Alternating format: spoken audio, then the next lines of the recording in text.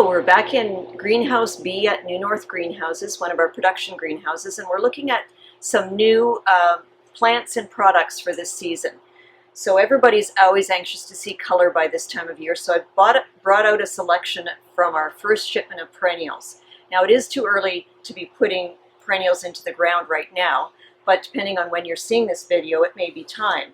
I did bring out primroses are one of my absolute favorite spring flowers. And this is a new variety. It's an oak leaf primrose called oak leaf yellow pekoe. And I'm certainly going to buy one of these for my garden because it's just beautiful. And it's nice and hardy, good for this area. And it's a spring bloomer. Other spring bloomers, of course, are violas. So these are what your grandmother or mother may have called Johnny jump-ups. And they used to be just in a few colors, and now there's all sorts of colors. And they're very, very pretty. Orange and purple and two-toned yellow and purple, and then the more traditional white and purple. This one's called penny white jump up. So those are hardy. Once they're into your garden, they'll spread by seed. Oh, I missed one. There's one over here. Lemon ice blotch, and that's a very pretty one too. Another spring blooming perennial is the English daisies.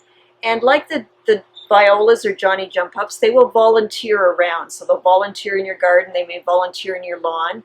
I personally like that. I know there's some people who don't like plants volunteering around, but there are quite a few new hybrids of the traditional English daisies. So you can get them in pink, white, and red. And then you can also get them in a much larger flower. This is a habanera mix, and it is still an English daisy, still very hardy, but it just gives you a bigger flower. And so very nice to see in the springtime. Now this is one you might not be familiar with. This is a Seaside Bluebell. So similar to the English bluebells, but this one is a Seaside Bluebell. And it has a leaf, a very large grayish green leaf, and then pretty blue flowers that come up from the top of it. And it is very hardy to zone 3, so that means even farther north than we are.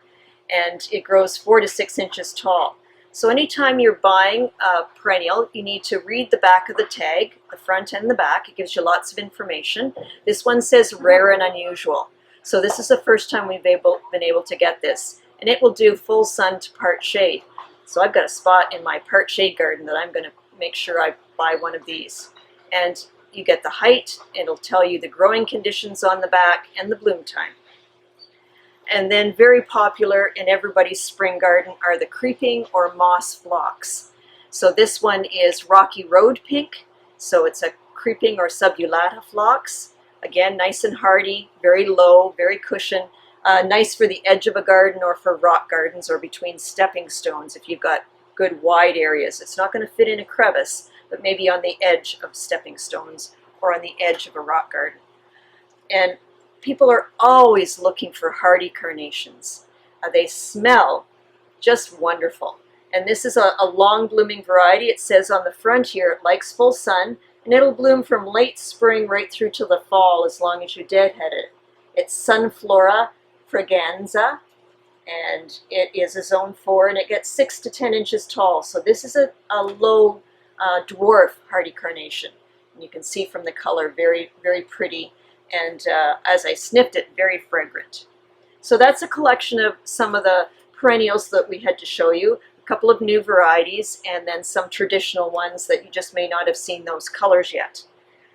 Carrying on with plants, we've got house plants in, and over the last few years, houseplant popularity has just exploded as people were hemmed in with COVID and they wanted life in their apartments or houses, and they began to collect houseplants. String of pearls is very popular, but this one's called string of turtles, and I think it's very, very cute and very interesting markings on it. With any of the strings, they are succulent plants. So water them thoroughly, let them dry out between waterings. More people kill their succulents with overwatering than underwatering. This is not new. This is asparagus fern. We have not been able to get this for a couple of years. There was a problem with the seed source, and for a few years it was in really short supply. So a lot of people will grow this as a house plant. This is not edible asparagus, it's an ornamental plant. or it's a really nice filler in your shade to part shade containers. Really nice and airy. So we now have some asparagus fern this year.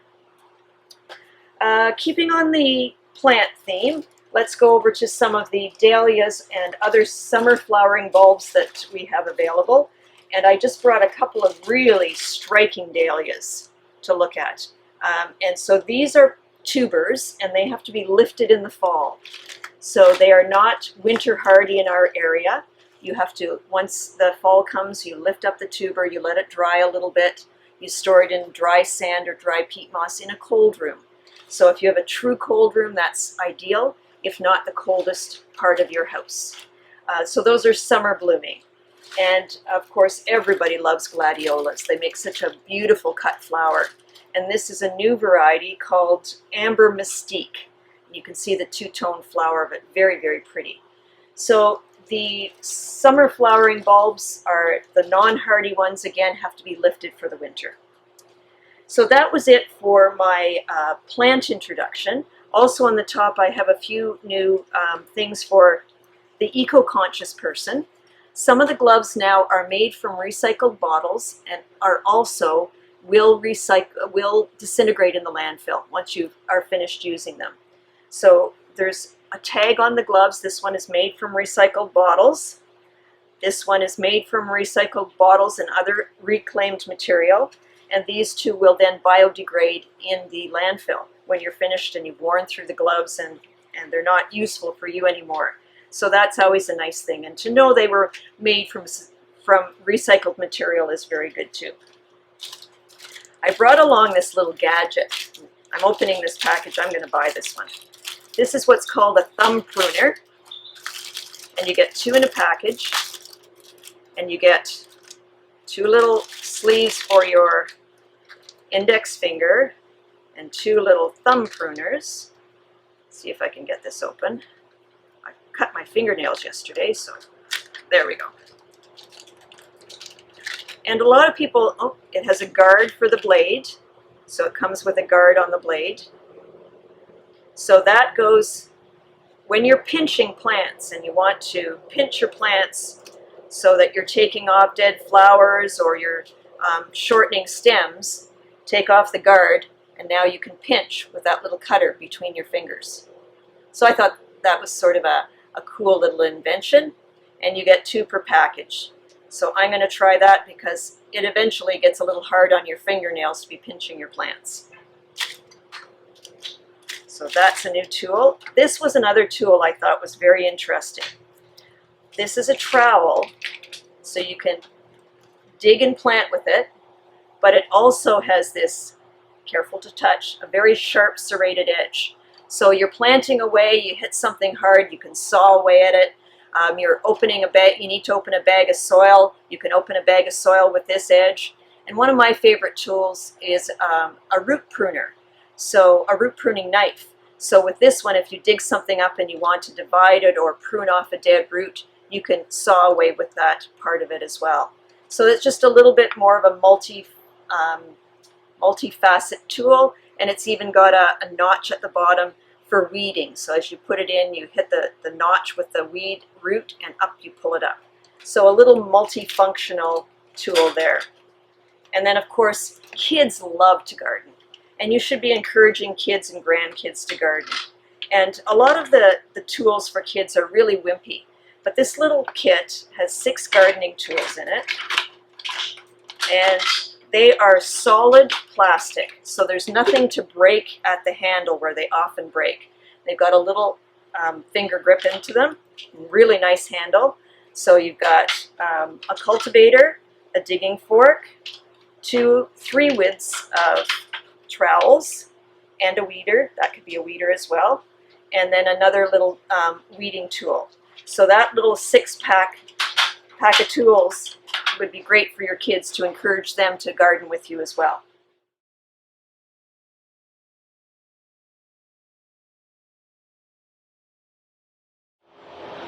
Okay, and I also wanted to talk to you about some of the other new products we had this year. We've had a lot of requests for irrigation systems. So we got 3 simple ones as starter kits. So this one you can do 25, it has 25 drippers to do planters.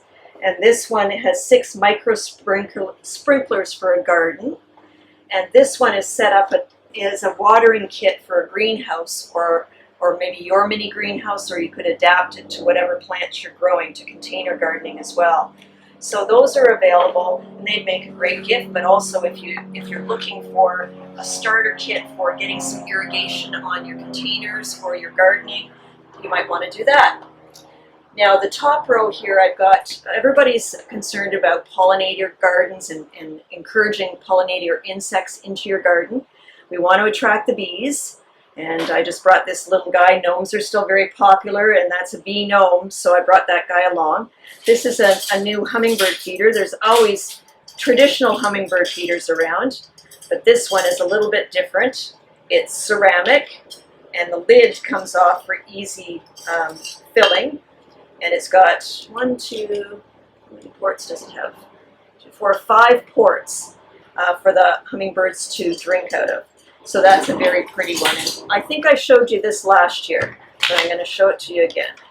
This is a handheld hummingbird feeder. So you can set it down anywhere and get the hummingbirds used to coming to it. And then you can try to lure them in and have them feed right out of your hand. If you held it near the flowers they normally visit, then that might be a little bit easier. And of course, there's all sorts of bee houses, butterfly houses. This one's a butterfly house to encourage butterflies into your garden, and it's pretty as well. Solar decor continues to be very popular. I grabbed this one because it was just so darn cute. Here's a little puppy blowing a bubble, which is actually, it's got a solar panel on the back. You take the little plastic cover off and you turn it on. You let it charge out in full sun for a day, and then it's going to illuminate somewhere out in your garden. So that's a really sweet little puppy if you're to add a little bit of light and whimsy to your garden. We had been asked quite a bit about a rain gauge that's a functional rain gauge rather than one that's just decorative. So this one is a very good functional rain gauge. It'll gauge up to 7 inches or 18 centimeters of rain, and it looks pretty out in the garden as well. Okay. And then, as I say, solar, that's not solar, but we have a few new solar items. This is a series of garden torches with beautiful decorative torch parts. I'm not sure what you would call that part. But anyway, this is got a solar panel on a stake, and you put it in a nice sunny area and let that charge up, and you've got a very, very pretty decorative piece that will illuminate in the night garden. Because it's always nice to have a night aspect to your garden, that you don't just enjoy it during the day, but you enjoy it at night as well. Still on that solar theme, so garden clock or thermometers are always popular, and you can see it's very warm in the greenhouse today because it's 90 degrees. And this is an outdoor thermometer with a solar light built into it. And again, you're going to have to activate it and turn it on and then let it charge up. But that would be functional as well as offering a little bit of illumination at night. As I say, solar items are very, very popular. And of course, sunflowers will be a big theme in a lot of gardens this year as we worry about the people in Ukraine. So, and wind spinners are very popular. So this is a little, oh, I've got the tags catching. The tag keeps catching. I need to adjust the petals here, I think, to bring it out a bit more. So this will spin in the, there we go, spin in the wind. Still catching. I've still got one petal right there that's catching. And the tag keeps catching. But this is just one of the sizes of wind spinners, and it's nice to see motion in the garden. So that's another alternative for your garden in terms of garden decor. So that's just a little peek at some of the new plants and some of the new functional pieces for gardening and some of the fun and whimsical pieces for gardening. Thank you and have a happy spring.